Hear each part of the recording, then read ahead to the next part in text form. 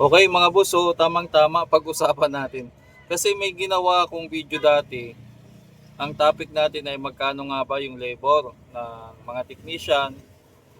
Napag-usapan natin doon, sa side ko, kumbaga, shinare ko yung personal na patakaran dito sa shop o kung paano ako maningil. Ngayon, hanggang ngayon pala ay marami pa rin nagko-comment doon na yung iba, kapwa ko pa technician, hindi satisfied sa mga sinabi ko. Parang yung kung makapagsalita, parang akala mo ninakawan ko sila ng ano ng ari-arian o ninakawan ko sila ng kayamanan o kabuhayan kung makahasita. Ganito. So papaliwanag lang natin. So ang magiging topic natin ngayon ay nagpalit ng fuse, siningil ng 350. Yun. Makatarungan ba? Magpalit ka ng fuse, siningil mo ng 350. Ganito kasi yan. May mga kapwa tayong technician na ano ba, paano ba natin ipaliwanag na hindi makaka-open? Technician or customer or viewers na hindi sila ma-open.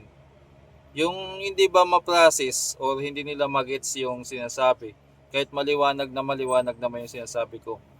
Meron tayo ditong tinatawag nga na minimum. Minimum, taripa, parang gano'n. May taripa tayo na minimum. Minimum na singil. Regardless kung anong sira, kung anong pinalitan, meron tayong minimum na charge. Parang sa jeep. Sumakay ka sa jeep, kahit sabihin natin na ang bababaan mo ay isang block lang, sabihin na natin mga 20 meters lang, sumakay ka, bumaba ka. Matik yan, magbabayad ka na ng 13 pesos. Hindi mo pwedeng sabihin na hindi ako babayad ng 13 pesos kasi malapit lang naman yung binabaan ko, di ba?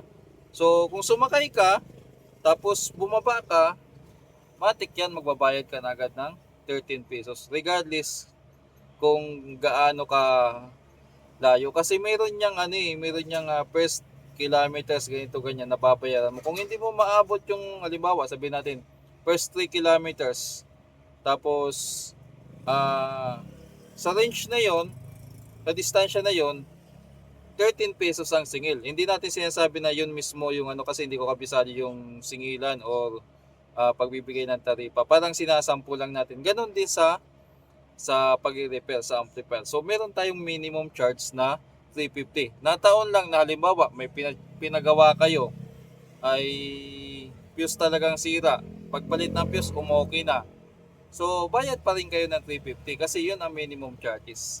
Kung sa taxi naman, may plug down rate. Magkano ba plug down rate ng taxi? Yung parang pag pinara mong taxi, sumakay ka, tapos bumaba ka, may babayaran ka na agad na minimum o plug down, di ba? Yung naalala ko dati, parang 35 pesos yung plug down. Iwan ko yung ngayon kung ano. Parang ganon. So, hindi pa rin hindi pa rin naintindihan ng iba yon o baka nilamon sila ng galit nila doon sa video or hindi natin kaya pag ganun mga comment kasi ang hirap nang ipaliwanag doon kasi yung iba close-minded na o sarado na, talagang nakapokus na lang sila doon sa reasoning nila na bakit ka naningil ng 350, fuse lang naman sira. Pero pinaliwanag naman natin na meron tayong minimum. Yan, makatarungan ba yung sumingil ka ng 350 para sa fuse lang ang sira. Yun, sample ko lang dun sa naunang video na kunyari fuse or nagpalit tayo ng isang capacitor, nagpalit tayo ng volume, 350 pa rin ang singil. Yun ang pinaka minimum doon. Parang pinaliwanag ko, pag madali lang, nagpalit tayo ng isang pyesa tapos okay na, wala nang ibang problema, 350 yun, parang gano'n. So dito, focus tayo sa fuse. Kasi mukhang doon maraming gigil sa sinasabi natin na fuse lang, bakit mo siningil ng gano'n? 350. Ngayon, kanya-kanya tayo ng presyuhan pagdating sa labor o sa charges o sa singilan sa mga pinapagawa, mapa-amplifier man yan, mapa-TV man yan.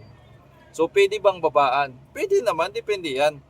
Kung gusto mo, kung halimbawa sa'yo, para sa'yo, mahal masyado ang 350, tapos ikaw technician, o ikaw, bahala ka. Pwede mong singilin ng 50. Mura lang naman yung fuse di ba? Pero mga boss, hindi lang naman fuse yung binabayaran dyan. Kahit sabihin natin madali na magkabit ng fuse. Bago ka naman magpalit ng fuse kung technician ka, bago ka magpalit ng fuse, magche-check ka muna ng mga pyesa niya ahead. Kung may nag-short, may nag-leak, siyempre sisure mo muna na walang ibang meron ka pang action na gagawin. Hindi yung tipong pagbukas mo ng unit, wala nang isip-isip, tanggal fuse, kabit, okay na. Hindi naman ganun yung procedure ng mga technician. Pag nakita mo na fuse, matik yan. Kapag legit ka na technician, hindi ka basta-basta magkakabit ng fuse tas saksak uli. So gagawin mo dyan, kung ikaw ay legit na technician, ang gagawin mo, pag nakita mo putok ang fuse, hindi mo muna lalagyan ng fuse sa titisting. So gagawin mo, ito troubleshoot mo muna siya. I-assure mo na, halimbawa, yung fuse para sa amplifier na walang shorted na power transistor, kung nasa primary naman, i-check mo kung may tama yung transformer, kung may tama, kung naka-AVR naman, yung mga standby transformer na tinatawag, o kaya yung varistor, o kaya yung regulator. So, ang dami mong i-check bago mo magpapalit ng fuse. Hindi yung magpapalit ka lang ng fuse tapos kabit agad, hindi ka technician pa ganun. Tiktomer ka or customer ka. So, technician, bago magpalit ng fuse, pinag-iisipan muna o ina-analyze muna ang circuit, tinotroubleshoot muna. Isa yun sa binabayaran, mga boss. Kasi kahit sino, kahit customer, basta marunong magbukas, screwdriver, marunong magpalit ng fuse. Pero, yung mag-prevent ng pagkalala ng sira at mag-analyze ng circuit, mag-troubleshoot kung bakit nasira ang fuse at ma-sure na bago palitan ng fuse ay trabaho ng technician, yung technician na nakakalam nun. Balik tayo sa makatarungan ba ang 350. So, hindi ko naman sinasabi na lahat kayo gayahin yung model na sinasabi natin na magbigay kayo ng minimum charge nyo at depende po yan sa sitwasyon. Kanya-kanya tayong lugar, kanya-kanya tayong shop, kanya-kanya tayong sitwasyon. Kahit nga sa business permit, sa mga bayaran, BIR, DTI, Pesto, kuryente, electric bill, water bill, kung ano pa mga gastusin para mapatakbo yung isang shop, kanya-kanya tayo. Hindi pare-pareho yung binabayaran natin. Ngayon, sabihin natin, ikaw ay wala ka namang shop, nasa bahay ka lang, hindi ko miniminos halimbawa, wala ka naman masyadong pinuhunan, nasa sayo pa rin yan, nasa discretion mo pa rin yan kung gusto mong singilin ng 50 pesos or kung hindi mo nasisingilin, nasa sayo pa rin yan. Pero hindi naman ibig sabihin dahil may ni-repair ka, nakakilala mo o sa customer mo, hindi mo siningil dahil fuse lang ang sira, ay dapat gayahin ka na. Hindi pa rin pwede yun, mga boss. Hindi naman pwede yun. Halimbawa, ikaw, may ginawa ka, fuse lang ang sira, hindi mo na siningil. Dapat ba gayahin na ng ibang mga shop yun? Para sa akin, hindi. Hindi nila obligasyon na gayahin ka. Pwede nilang gayahin ka, pero hindi mo pwedeng i-demand na, ay dapat sundin nyo ako. Dapat ganito yung modelo na pag fuse lang ang sira, libre na. Dapat ganito. Pwede mong i-open up na ganun yung ginawa mo, pero kung i-demand mo or pipilitin mo na gayahin ka na dahil gumawa ka ng ganun, ay para sa akin naman ay depende yan sa sitwasyon. Kasi nga, kanya-kanya tayong shop, kanya-kanya tayong palakad, kanya-kanya tayong mga binabayaran. So, depende po yan sa sitwasyon. Sa akin, ganun na nga.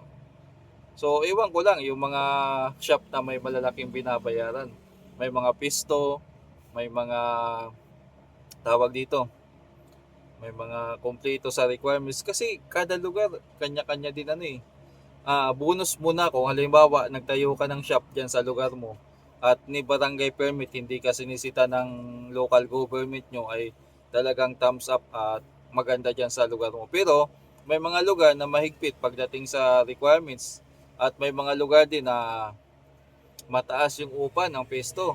So, hindi tayo pare-pareho ng sitwasyon. Yun lang naman, ang sinasabi ko lang. Dineclare ko na 350 pero hindi ko naman sinabi na gayahin nyo ako.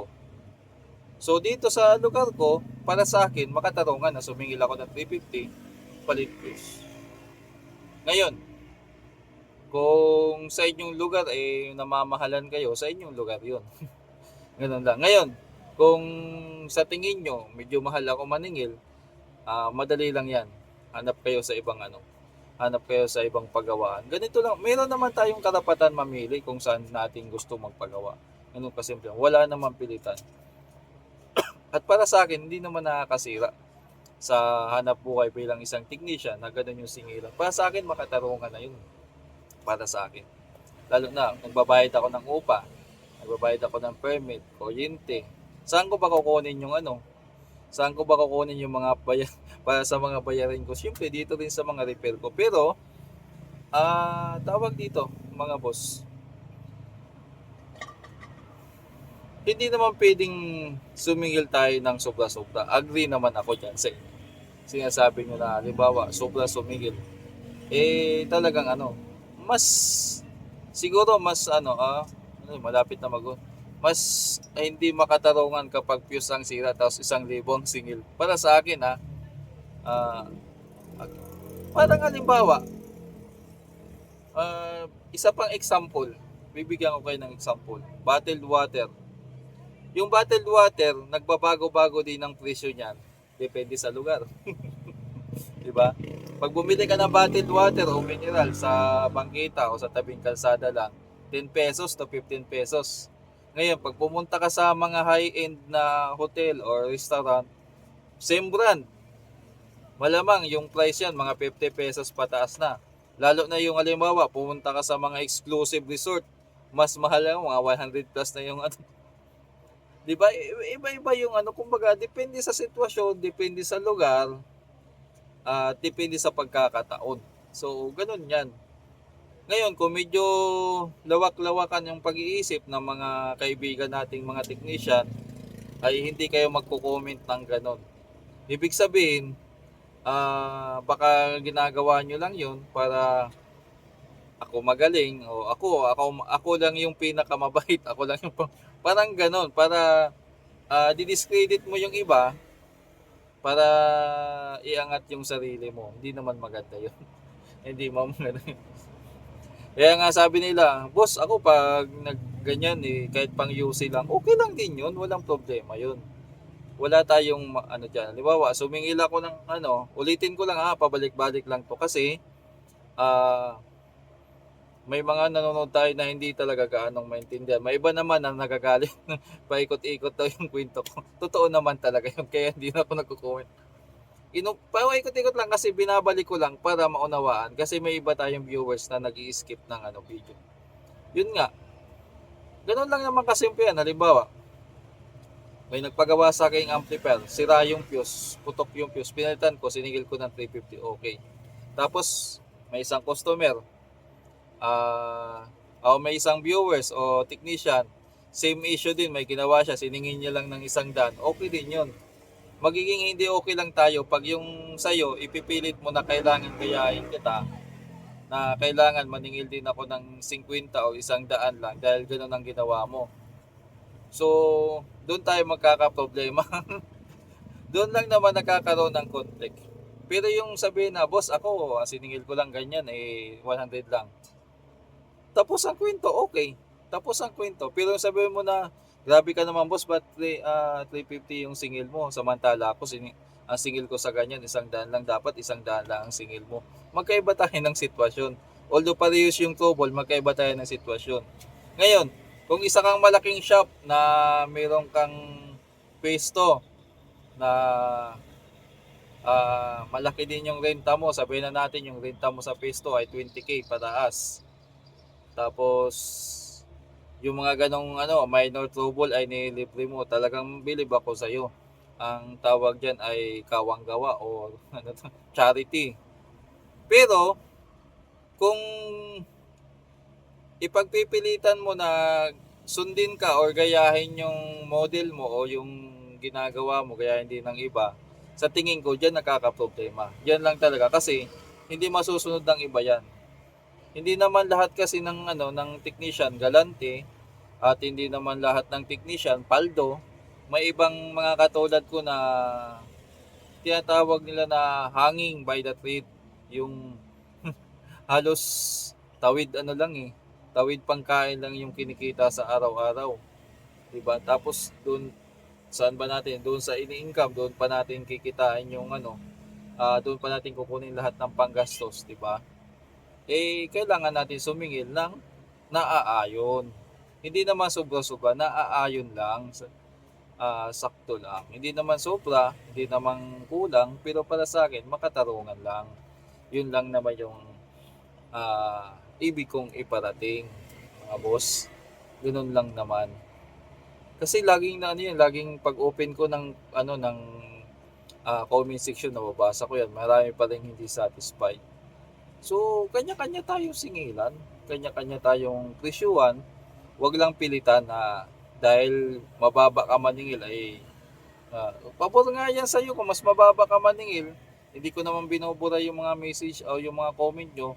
Hindi mas mainam yan. Kung mas mura ka maningil kumpara sa akin, mas pupunta sa'yo yung mga customer. Di pabor sa'yo yan. Para sa akin kasi, sakto lang yung singilan ko base sa standard ng shop ko. Yun lang. Yun lang naman ang yun lang naman yung gusto kong iparating sa na yan, sa singilan sa fuse na yan. Pero para sa akin yung sa panahon ngayon, lalo na ngayon, 350 minimum labor para sa amplifier. Okay na yun para sa akin. Para sa akin, okay na yun. Yung iba nga, ang minimum labor sa amplifier 500, 600, 700. Hindi naman ako nagrereklamo eh. Sadyang may mga sadyang may mga Ang gusto ko marinig naman dito sa video natin bago matapos, sa comment section, ang gusto ko pulso, yung mga kapwa nating mga customer. Yan. So, alam ko na yung mga customer mahihirapan din kasi lahat naman apektado sa tag-hirap ngayon, pero wala rin tayong magagawa. Kailangan din namin kumita para sa pamilya namin. At kung kayong customer naman ay sa tingin nyo ay hindi pa sasapat yung budget nyo, itabi nyo muna yung sounds nyo. Unahin nyo muna yung pambigas. May iba kasi minsan instead na ibili ng bigas, inuuna yung pag-upgrade ng amplifier o yung sounds sa sobrang hilig. Payo ko lang, gamit lang yan, unahin nyo muna yung pamilya nyo. Kung sa tingin nyo malaki gastusin or mahal, itabi nyo muna. Yun lang yung ibig nating iparating dito sa o comment lang sa baba at maraming salamat. Sana naunawaan yung gusto nating iparating sa mga kapwa ko technician na nagreklamo, nag-comment. May iba talagang parang akala mo ninakawang ko parang akala mo kinuha ko yung kabuhayan. So, mga boss, peace tayo at God bless po sa ating lahat.